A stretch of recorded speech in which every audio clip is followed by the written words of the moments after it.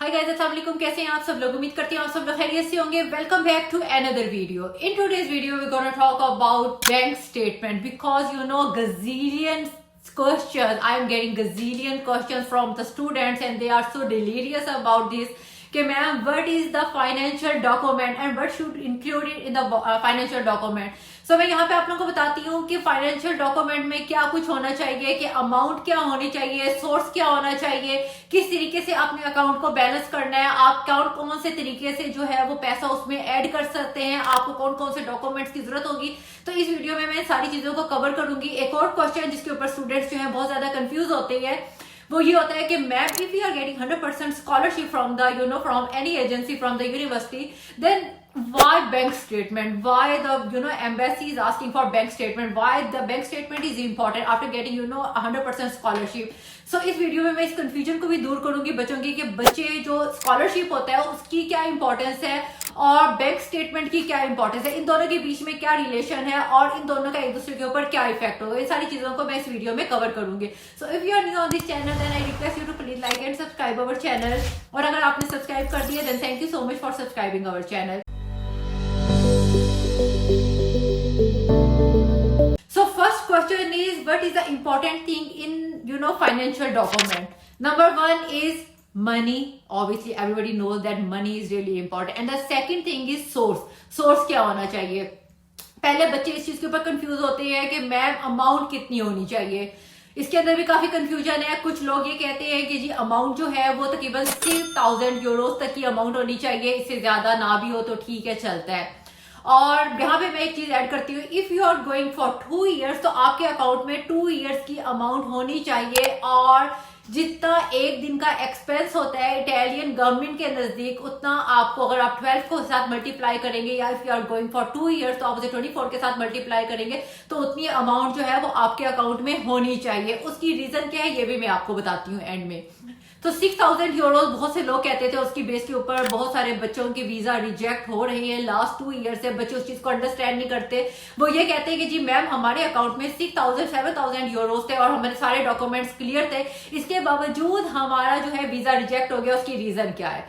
बच्चों कंफ्यूजन पता है क्या है? आप लोग 1 साल की मनी उसमें रखते हो। If you are going for 2 years then you have to deposit the amount of 2 years in your account. If you are going for 3 years तो आपने उसमें 3 इयर्स की अमाउंट डिपॉजिट करवानी है। एटलीस्ट 2 इयर्स की आपके पास अमाउंट होनी चाहिए कि एम्बेसी को ये श्योरिटी हो कि अगर आप वहां जा रहे हो तो आपका अगर स्कॉलरशिप का कोई प्रॉब्लम होता भी है तो you are able to survive over there. तो आपके पास 2 इयर्स की अमाउंट होनी चाहिए। तो आप उसे अपनी करेंसी में कन्वर्ट कीजिए, उससे आपको आइडिया हो जाएगा कि उसे मल्टीप्लाई करके कितनी अमाउंट बनती है।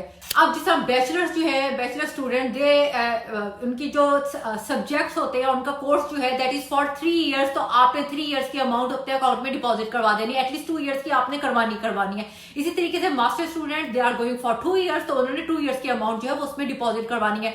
बच्चों को कंफ्यूजन क्या हो जाती है? वो ये कंफ्यूजन हो जाती है कि हम लोगों ने 1 ईयर की अमाउंट जो है वो डिपॉजिट करवा दी और एम्बेसी को चाहिए कि उस चीज को अप्रूव करे। तो मैं अपने स्टूडेंट्स को बहुत ज्यादा ये बात करती हूँ कि बच्चों 2 इयर्स की अमाउंट रखें अपने अकाउंट में, कि अगर आप 6000 यूरोज रखते हैं अपने अकाउंट में और at the end of the day जो एम्बेसी है वो ये देखेगी कि आपने 6000 यूरोज किए हैं, या आपका जो सोर्स है जैसे आपके पेरेंट्स है उन्होंने आपको स्पॉन्सर किया है और आपके अकाउंट में 6000 यूरोज है और आप वहां पे 1 ईयर के लिए 2 ईयर के लिए जा रहे हो, सारे पैसे तो आपने रख लिए, पीछे आपकी फैमिली क्या सर्वाइव करेगी? इसलिए आपने क्या करना है, 2 इयर्स की अमाउंट अपने अकाउंट में रखनी है। और आपने किस टाइम पे उस चीज को मैनेज करना है, आपने अपना माइंड बना लिया, आपकी डिग्री खत्म हो गई, आपने अपना माइंड बना लिया कि यार ना it's a time to leave the country and to apply in foreign universities, तो उस टाइम से आपने जो है अपने अकाउंट को मेंटेन करना स्टार्ट कर देना है। At the end of the day जो है आपका अकाउंट इतना स्ट्रांग हो जाएगा, आपके पास पेपर इतने स्ट्रांग हो जाएंगे कि एम्बेसी कोई क्वेश्चन आपको नहीं करेगी। अच्छा, अब इटालियन गवर्नमेंट के लिए क्या इंपॉर्टेंट है कि वो 1 ईयर जो उनका एक दिन का एक्सपेंस होता है वो उसे मल्टीप्लाई करते हैं। जस्ट लाइक इटालियन गवर्नमेंट के लिए एक दिन का एक्सपेंस है 416 यूरोज।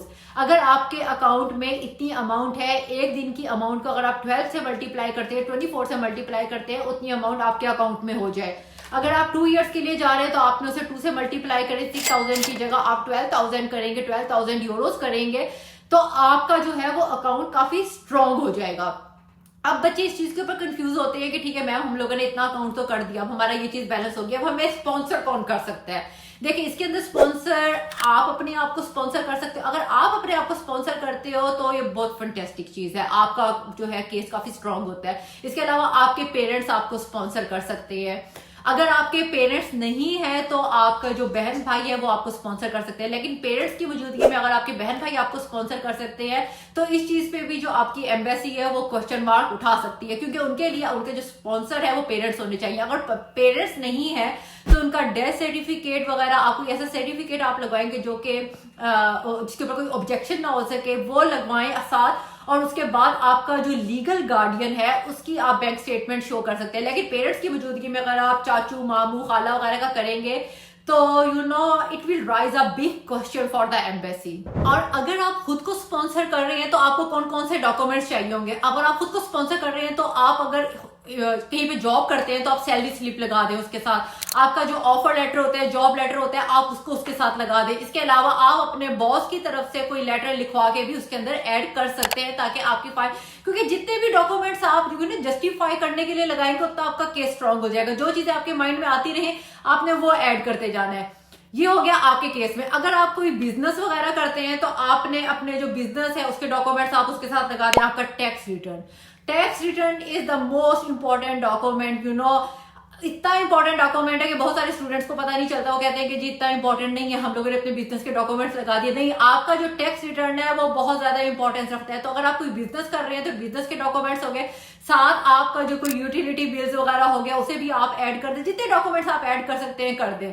और अगर आपके पेरेंट्स जो है वो आपको स्पॉन्सर कर रहे हैं और अगर आपके पेरेंट्स कोई जॉब करते हैं तो सेम चीज उसमें हो जाती है कि आप उनका जॉब लेटर जो है वो ऐड कर दें, ऑफर लेटर हो गया, सैलरी स्लिप होगी वो ऐड कर दें। इसके अलावा जो कोई डॉक्यूमेंट्स हो सकते हैं आप उसके अंदर ऐड करते चले जाएं। अब बहुत से बच्चों का एक क्वेश्चन होता है कि मैम हम लोगों ने कहीं से पैसे बोरो किए हैं तो हम उस चीज को कैसे जस्टिफाई करें। It's a very important question. अगर आपने किसी से पैसे बोरो किए तो एम्बेसी ये नहीं देखेगी कि आपने पैसे बोरो किए हैं। आपके पास कोई डॉक्यूमेंट नहीं है उसे प्रूफ करने के लिए कि आपने जो है वो कहीं से पैसे बोरो किए हैं, तो आप ऐसे कर सकते हैं कि आप गोल्ड सेल करने की कोई रिसिप्ट बनवा लें या कोई भी प्रॉपर्टी सेल करने की कोई रिसिप्ट बनवा लें, कुछ ऐसा कर ले। और अगर आपने कहीं से बोरो किए भी हैं तो आप उसे काफी टाइम पहले अपने अकाउंट में डिपॉजिट करवा सकते हैं। ऐसे नहीं करना कि 2 मंथ पहले और 3 मंथ्स बिफोर जो है वो आपने अकाउंट में डिपॉजिट करवाए। Then it would be a big question and because of rejection for the visa. अब एक और क्वेश्चन जो बच्चे कहते हैं कि जी हमारे स्कॉलरशिप जो है वो 100% स्कॉलरशिप है और हमें बैंक स्टेटमेंट जो है वो क्यों शो करनी है। क्योंकि मेरे अपने पास बहुत सारे स्टूडेंट्स आते हैं और वो ये बात करते हैं कि मैम जी फुली फंडेड स्कॉलरशिप है, आप हमारा फुली फंडेड स्कॉलरशिप के लिए करवाएं ताकि हमें बैंक स्टेटमेंट ना शो करनी पड़े। अगर आपको 100% स्कॉलरशिप मिल रही है तो इसके बावजूद आपने बैंक स्टेटमेंट शो करनी है। वो आपने क्यों शो करनी है? क्योंकि जो स्कॉलरशिप दे रही है दैट एजेंसी इज डिफरेंट और जो बैंक स्टेटमेंट चेक कर रहे हैं that agency is totally different. उनके लिए क्या इंपॉर्टेंट है? उनके लिए ये इंपॉर्टेंट है if you are living your country, if you are living your family and if you are getting to the other country, तो आपके पास इतने फाइनेंस हैं कि आप अपने आप को सपोर्ट कर सके। तो इन दोनों को डील करने वाली एजेंसीज टोटली डिफरेंट होती है। क्योंकि अगर मैं आपको इटली की एग्जाम्पल देती हूँ तो इटली में जब आप स्कॉलरशिप ले रहे होते हैं, स्पेशली रीजनल स्कॉलरशिप के लिए अप्लाई करते हैं, तो regional scholarship that is also called need based scholarship and for the need based scholarship you have to show different document. जैसे आपने अपने फाइनेंशियल कंडीशन को शो करना होता है कि आपकी जो फैमिली की इनकम है दैट इज लो, क्योंकि जितनी इनकम आप लो शो करेंगे उतना आपका स्कॉलरशिप ज्यादा अप्रूव होगा। अब बच्चों को इसके ऊपर भी कंफ्यूजन होती है कि मैम एक जगह हमने शो करना है कि जी हम लोग फाइनेंशियली स्ट्रांग नहीं है और दूसरी जगह हमें बैंक बैलेंस शो करना होता है कि जी हम लोग तो बहुत रिच है और हम लोग जो है हमारी फैमिली इस चीज को जो है अफोर्ड कर रही है, ये सारा कुछ।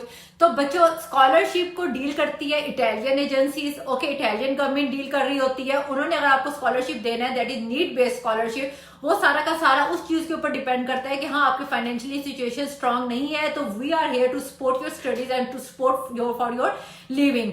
अब यहाँ पे जो आपका बैंक स्टेटमेंट है, बैंक स्टेटमेंट जो आपको चेक कर रही होती है वो आपको वीजा एम्बेसी कर रही होती है। एम्बेसी ने करना होता है आपको वीजा देने के लिए। सो आपने इस चीज को माइंड में रखना है कि both agencies are totally different and it's not उनके दरमियान कोई कनेक्शन नहीं है कि वो एक दूसरे से पूछेंगे कि भाई आपको क्या डॉक्यूमेंट शो किए और हमें क्या डॉक्यूमेंट शो किए। तो आपने उस चीज के ऊपर परेशान नहीं होना, क्योंकि पिछले दिनों बच्चे आए, बच्चा कहता है कि मैम मुझे इसके ऊपर कंफ्यूजन हो रही है कि अगर मैंने बैंक स्टेटमेंट ज्यादा शो कर दी तो जो मेरी स्कॉलरशिप लग रहा है तो मेरा स्कॉलरशिप रिजेक्ट हो जाएगा। तो मैंने उसे समझाया कि बच्चों उनके दरमियान कोई कनेक्शन नहीं है।